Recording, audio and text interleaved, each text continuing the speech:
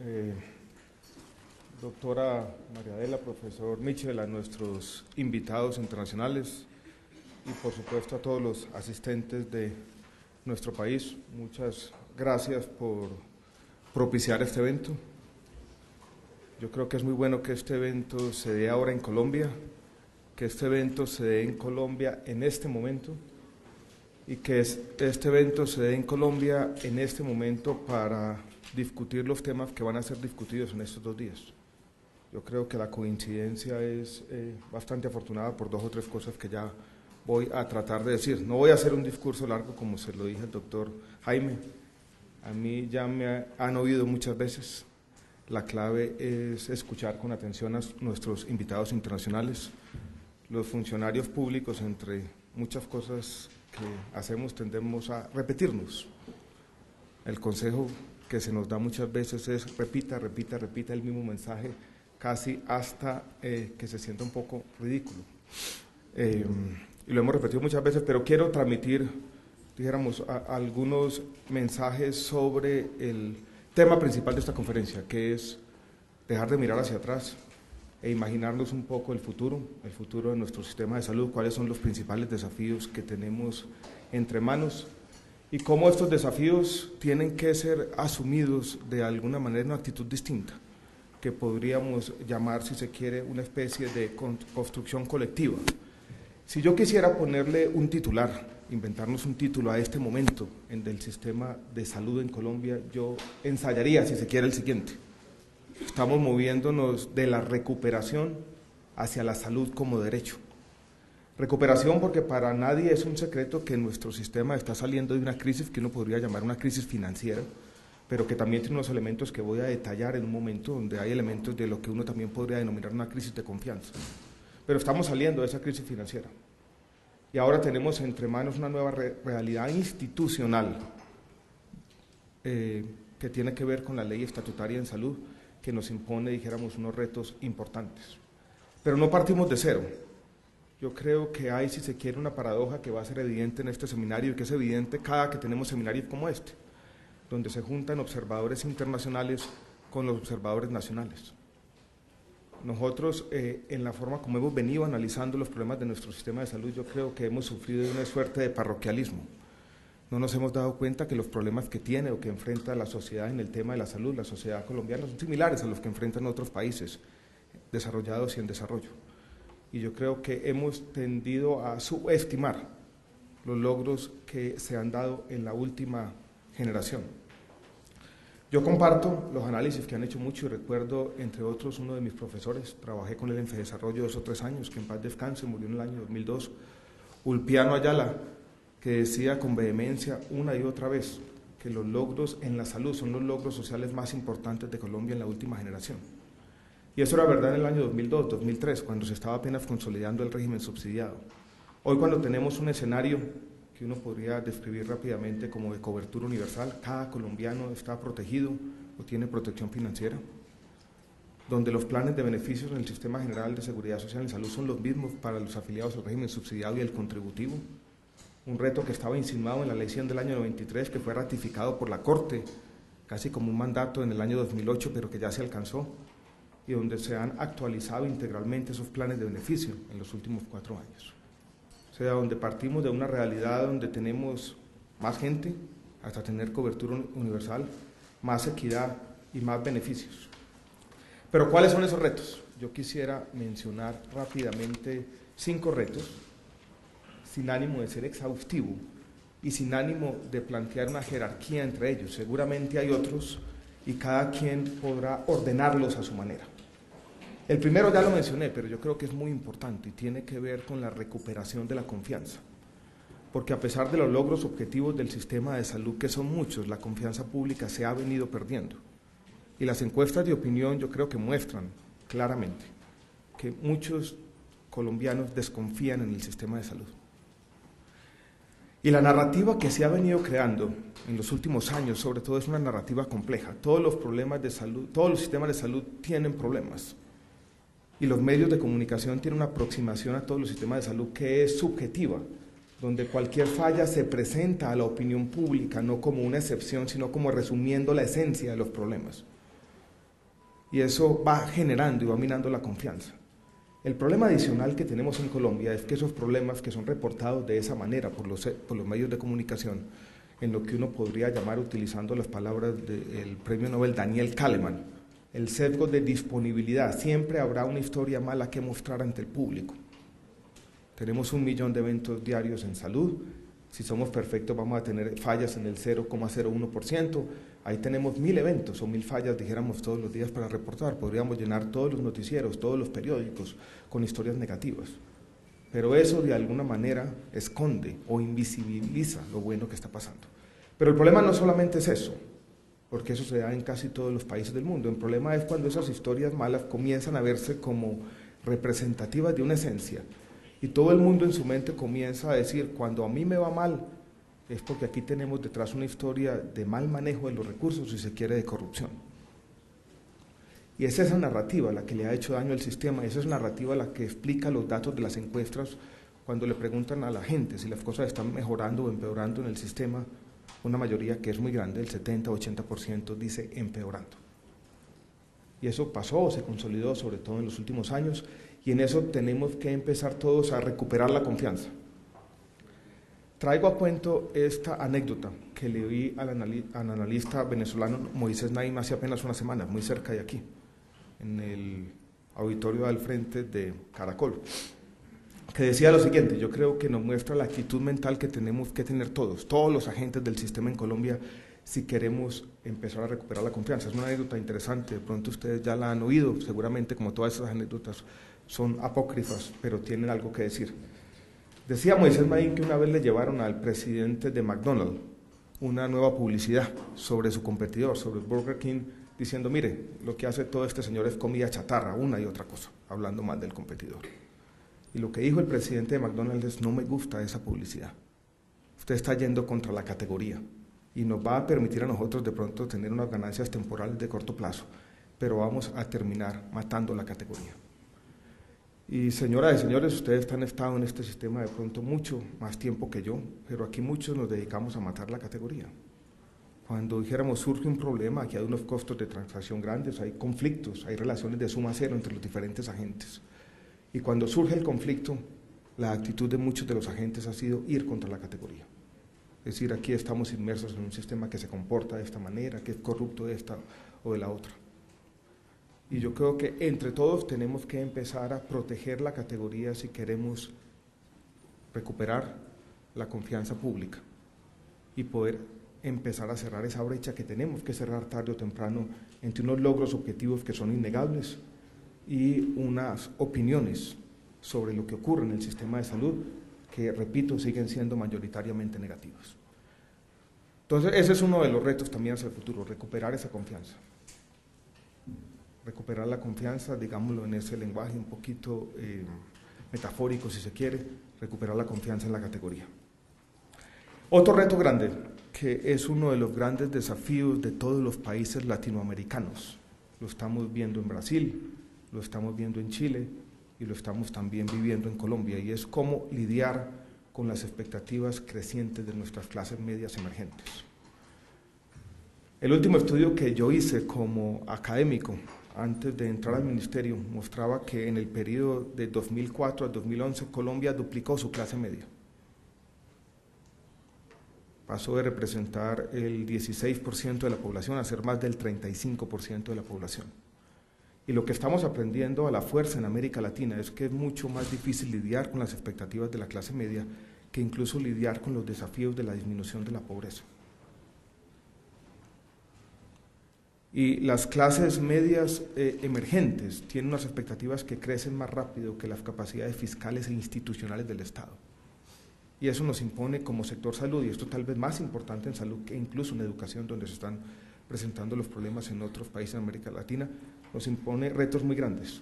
En dos sentidos, tenemos que avanzar y también tenemos que extremar todos los días la pedagogía de cuáles son las posibilidades, de cómo tenemos que ir construyendo sistemas sostenibles, de cómo el avance progresivo tiene que ser incluyente.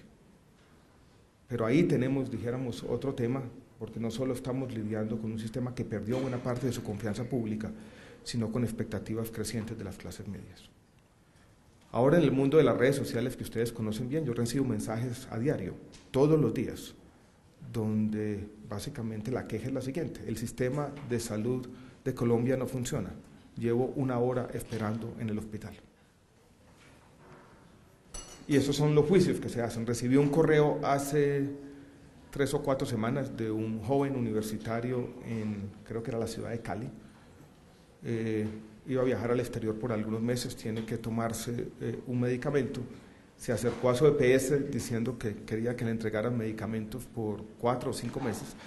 La EPS le dijo: mire, yo le entrego aquí 2 meses de medicamento, deme la dirección donde va a estar y yo le mando el medicamento por correo certificado. El joven me escribe quejándose, diciendo: el sistema de salud colombiano no funciona. Son ejemplos extremos, hay cosas donde efectivamente no funciona y yo tampoco quisiera caricaturizar la situación. Pero el hecho cierto, innegable, es que estamos lidiando con unas expectativas muy difíciles, sobre todo en nuestras clases medias urbanas, emergentes, que cada vez demandan más, y a eso tenemos que responder como sector. Y eso, dijéramos, no va a ser fácil. Pero estamos abocados a eso, esto no tiene, dijéramos, marcha atrás. Y en el fondo es un resultado, dijéramos, positivo, y yo digo paradójico. Si quisiera darle un nombre, podría llamarlo la paradoja latinoamericana, porque tenemos más insatisfacción, precisamente donde ha existido más progreso. Es una paradoja que no es ajena a las reflexiones de quienes han estudiado la evolución de las sociedades. Incluso yo la encontré por primera vez en Alexis de Tocqueville, quien señaló por allá en los albores de la Revolución Francesa que la mayor insatisfacción se daba en las ciudades y en las regiones donde había existido, dijéramos, más progreso durante el régimen antiguo. Pero bueno, en esas estamos, lidiando, dijéramos, esta paradoja de la insatisfacción y las mejoras, y tratando de cerrar las brechas entre los indicadores objetivos y la insatisfacción general. Como analistas, incluso como funcionarios, nosotros hacemos una suerte de comparación todos los días, mostramos el progreso en el tiempo. A mí me gusta, por ejemplo, mostrar una grafiquita que, partiendo de la encuesta de calidad de vida, o CASEM, como se llamó en su momento, en el año 93, le preguntaba a la gente: ¿usted tuvo acceso a servicios hospitalarios en caso de una enfermedad grave? En el año 93, una tercera parte de los colombianos decía que no tuvo ningún acceso, ninguno, en absoluto. Ese porcentaje, que era 33% el año 93, ha pasado a ser el 2%.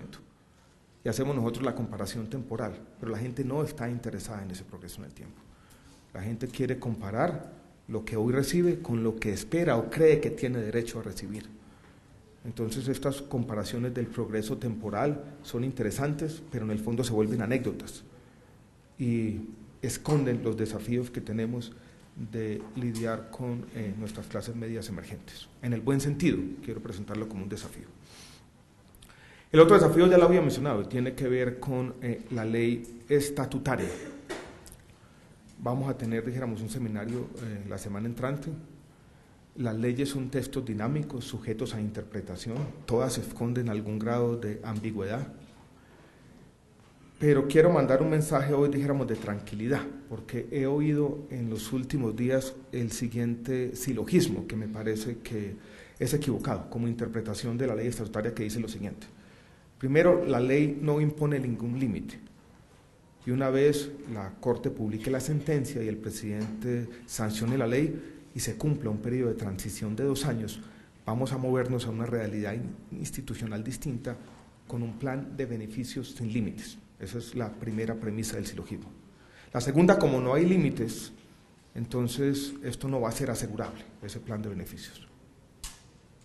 Y el aseguramiento no tiene sentido, y como no va a ser asegurable, es la conclusión de este silogismo, entonces todo el aseguramiento va a tener que ser público. Y entonces la ley estatutaria, de alguna manera, está cerrándole la puerta o está excluyendo el aseguramiento privado. Esa interpretación no es correcta, no es la que nosotros tenemos en mente, y quiero señalar, dijéramos, varios aspectos por qué creemos en el Ministerio de Salud y Protección Social que esa interpretación es correcta.